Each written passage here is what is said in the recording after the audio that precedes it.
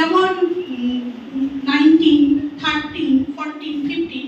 তো যখন দেখা যাচ্ছে যে মেয়ের যেটা সার্ভে রিপোর্ট আসছে যে মেয়েরা অনেক বেশি অ্যাক্টিভ, অনেক আগে থেকে ওরা সমস্ত কিছু জানতে চায়, বুঝতে চায়।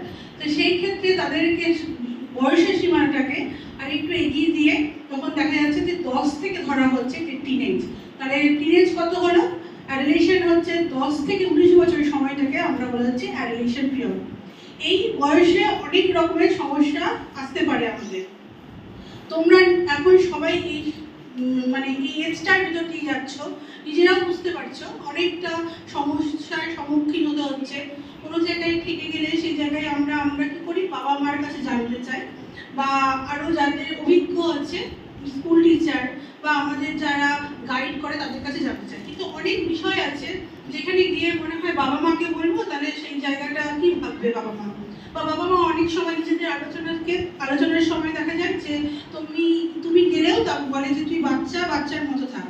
তাহলে এবার আমি বাচ্চা, যখন এবার আমি ছোট বাচ্চার সঙ্গে মিশতে যাই তখন দেখছি যে ওর খেলাগুলো সেই মাটি নিয়ে খেলছে, খেলনাপাতি নিয়েছে। তো আমরা কি সেই খেলনাগুলো খেলতে পারছি বা মাটি নিয়ে খেলতে পারছি? তাহলে আমি ছোট বাচ্চাও না, ছোটও যখন বাচ্চা না, বড়দের সঙ্গেও আমি যখন পার্টিসিপেট করতে পারছি না, তাহলে আমি কি হচ্ছি? মাঝের গ্রুপ। তাহলে এটাকেই বলা হচ্ছে অ্যাডোলেশন পিরিয়ড।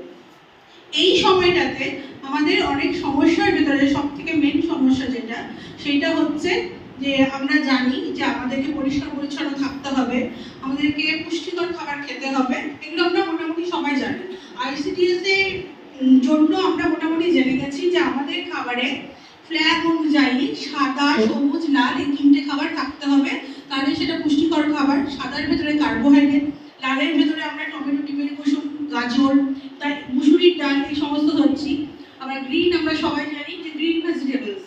আর যেটা মাঝের যে অশোক স্তম্ভ, সেইটাতে ধরা হচ্ছে যে অশোক স্তম্ভে যে সাদা জায়গাটা আছে সেটা জলের প্রতীক।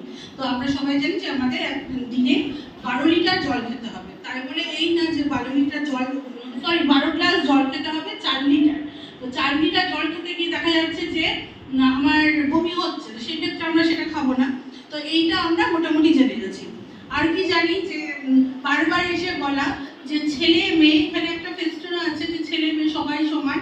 আমাদের যদি খাবারের বৈষম্য হয় তাহলে সেখানেই আমাদেরকে একটু বলতে হবে যে ডালটা যাতে পাতলা না করে একটু গাঢ়ত্বটা যাতে ঠিকঠাক হয়, এবং প্রত্যেক দিন মাছের মাথাটা দাদাকে না দিয়ে, ভাইকে না দিয়ে আমাকেও দেওয়া হবে। কারণ আমি ইকুয়ালি আমিও পরিশ্রম করছি, মেন্টালি, ফিজিক্যালি। তো এই জিনিসগুলো আমরা বারবার শিখিয়ে আসছি। এটা গেল নিউট্রিশন কোর্স।